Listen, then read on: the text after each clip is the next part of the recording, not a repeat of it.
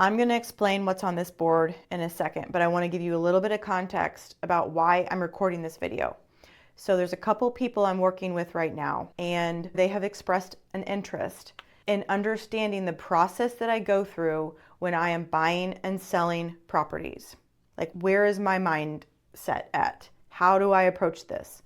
And the reason is because I've had some incredible things happen over the last 5 years, and I've been able to copy and paste and copy and paste and copy and paste.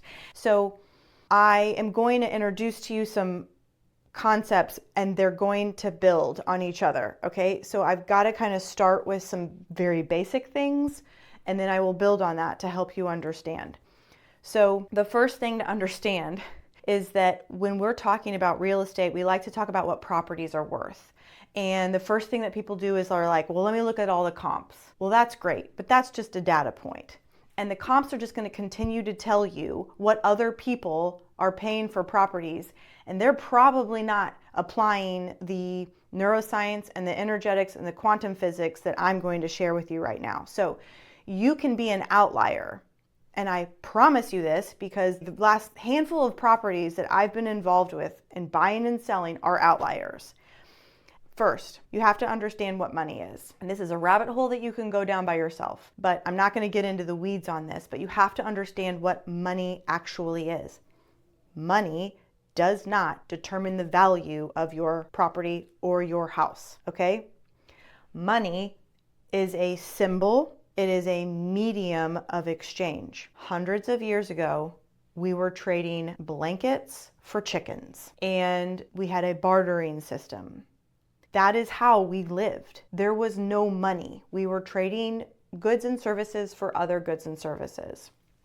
Well, then we had this idea, because we evolved, to come up with a standard medium of exchange. And that is how we've arrived, fast forward, to having the US dollar a currency. And all the different countries around the world have their own currency. We use the currency as a medium of exchange. That currency is what holds the value. And it is how we store our value, and it is how we exchange value. So if you open up your bank account right now and you see that you have $20,000 in your checking account, what you have is an agreed upon collective amount of value that is worth $20,000. So that $20,000 is probably, let's say it makes up all the work that you've provided, the commissions that you've collected, the stuff that you've sold on Facebook Marketplace. It represents stored value. Okay, so when someone is going to go sell a house or a building, someone is going to give money, which is stored value, for a property. And they perceive that building or that house as being more valuable than that money sitting in their bank account. Following me? So money does not dictate the value of your property. What dictates the value of your property is the perceived value. So the question that we need to be asking ourselves when we're selling a house or selling a building is, what do people value? And we apply that to the property that we're working on, and I'm going to explain how you do that. So this is what we are focused on. Humans have a very interesting way that we value things. A watch tells time. That is all that it does. Actually, there are watches that do a lot of really cool things, like give the moon cycle, but basically a watch is on your wrist to give you the time and the date. There are some watches that cost $50, and there are some watches that cost $150,000. The difference between those two watches is the perceived value. It is the craftsmanship. It is the story. It is the identity. It's the history. There are people that are willing to pay for that. Now, you can think of, and I'm sure you're coming up with examples in your head now as I'm saying this, you can think about this for purses or for wine or for cars. So with properties, what do people value? People value based on 3 different areas. The first is past perceived emotional value. So this is representative of things that people wanted or needed when they were younger or earlier in their life that they did not get. And they placed a lot of value on it. I'll give you an example. I grew up in Kansas City. We were city people. My husband's from Green Forest, Arkansas. When we got married, we lived in the city, and we had an opportunity to buy 2.5 acres on the edge of the city. I was jumping up and down because I always wanted to live on property. I wanted to have a garden. I wanted to have space. I didn't want to see my neighbors. I wanted to, do all the things that you can do on 2.5 acres. My husband, because he grew up in Green Forest, Arkansas, could have cared less. So who do you think was willing to pay more money for that property based on past perceived values? I was. The second way that we apply and come up with the value for things is based on present value. So what's happening now? So this is, how does this solve my immediate problems? And an example of this is someone that has 1031 money that needs to find something quickly, or someone that's getting transferred from one city to the next and they'll sign the paperwork quickly just to move because they're getting transferred. So present perceived value is what is solving a need right now. Okay, and then the third, and this is where my zone of genius comes in. This is what I'm so good at and I love, is future perceived value. So we buy properties, we buy houses based on how we think that property is going to make us feel in the future. How is that going to contribute to who I am becoming? The lifestyle that I want to live, what I want to experience, what I want to expand myself into. This is an area that I feel like is somewhat overlooked and not given enough attention.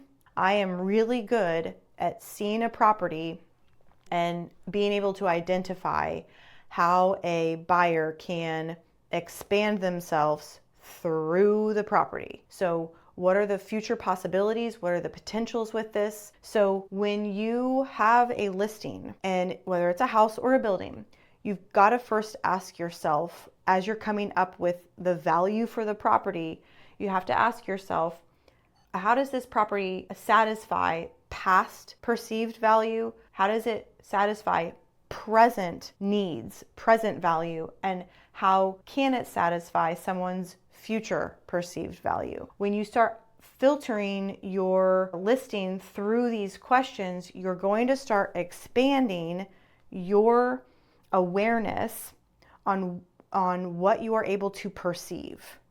This is really important because we are only able to perceive based on our level of consciousness. And when you start asking yourself bigger questions, and when you start expanding the types of questions that you're asking, you start to expand the answers. And so the more value that you can see and the more value that you can realize, the higher value, the higher the dollar amount is that you're going to be able to sell a property for. So everyone has been on the side of a transaction when there has been what we would call slimy salesman, or saleswoman. You know what it feels like when someone is trying to get you to buy something, when it's pushy, when it's like trying to sell you on something, convince you, persuade you, like it doesn't feel good. Or someone's just trying to get you to buy something and you're like, I'm not interested in this, I'm not buying it. You're just like, you don't resonate with it. Well, there's two reasons why. And this is why I'm explaining to you this. Energetically, this is all tethered together. The person on the other side of that transaction that's trying to get you to buy something, they either do not believe in the value that they're trying to convince you is there, or it may not satisfy your past, present, or future needs. Now that I've explained to you what money is, what money represents stored value, and we've defined how we come up with value, now I'm going to help you understand how to shift your consciousness And we can exchange the word consciousness with awareness or attention. But now I'm going to help you shift your attention so that you can start aligning with people that are going to resonate with the same value that you identify. So it's really important for you to understand that we have these brains in our head, but we also have our mind, and no one has ever seen the mind before. The brain is not the mind. The brain is an organ. Our mind, our consciousness is not local. And I'm not going to get into all the science of that in this video, but it is proven, like it's so far past proven, we're beyond having to explain this. Consciousness is not local. Your mind is not fixated to your body. It is expanded into the quantum field that's around you. Our brains are like antennas. They are like receivers. We are transmitting thoughts and feelings and ideas all day long, and we are also receiving thoughts and ideas and feelings from other people all day long. Now, if you are focused on why my property is not selling, all of the drawbacks, all of the things that either you or your seller should never have spent any money on doing, like that was a waste of time, the bad qualities, what's outdated, if you're focusing on that, what you're doing consciously, energetically, is you are devaluing the property. When you start focusing on the beauty, the story, the lifestyle, the PPF, past, present, and future value, when you start focusing on those things, you start elevating the value of the property. So you don't want to collapse the value of the property that you're working on. You want to increase the value. And you can do that internally through the internal narrative that you are having with yourself, and when you're having with your partners, or you're having with your client, or you're having with other agents or brokers. So you are broadcasting a frequency, whether you like it or not. And so I'm telling you, this is so important for you to anchor. You have to start changing the narrative when you are approaching your listings. And you don't take listings that you do not feel like you can't have that positive narrative with.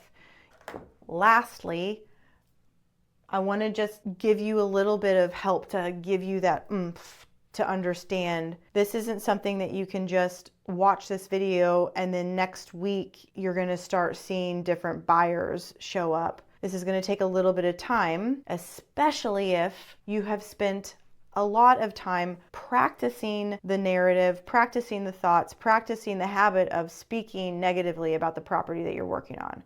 So let's just say that these two buckets represent your thoughts, your actions, your words, your conversations with people. And if you have a property that you've been working on and you need it to sell, you want it to sell, you are invested in selling this thing, but you are frustrated because it's not, I want you to ask yourself, if you were to take a bucket of water that represented all of the thoughts and the words and the conversations that you've had around this property, and you filled them into these buckets, would the bucket of negative talk and not identifying the value actually point at devaluing the property? Would that bucket be overflowing with water because you're so focused on devaluing the property? What's wrong with it? Why isn't it selling? Why did we spend money on this? Where are all the buyers? What did we do wrong? Is that bucket overflowing? And then the bucket where you are identifying and increasing the value of the property, how much time are you spending identifying the value, the past, the present, and the future value of that property? And if that bucket is not overflowing, then you need to take some time to take some scoops out of this bucket and put it into this bucket. I'm just giving you this visual to help you understand this doesn't happen overnight. It can happen in a few weeks. It can happen in a couple months. I've seen things happen quickly and I've seen things take time. But I can honestly say for myself, it always ends up happening. So this is what I'm going to leave you with. You have to shift the internal narrative, which shifts your consciousness, which allows you to perceive more value. Then you start internalizing that there is more value, and you start believing that there's more value. And so energetically, you start pulsing out that frequency that there is more value. Then you will start aligning with people that see that same value. And then that's when you start to see some really cool things happen.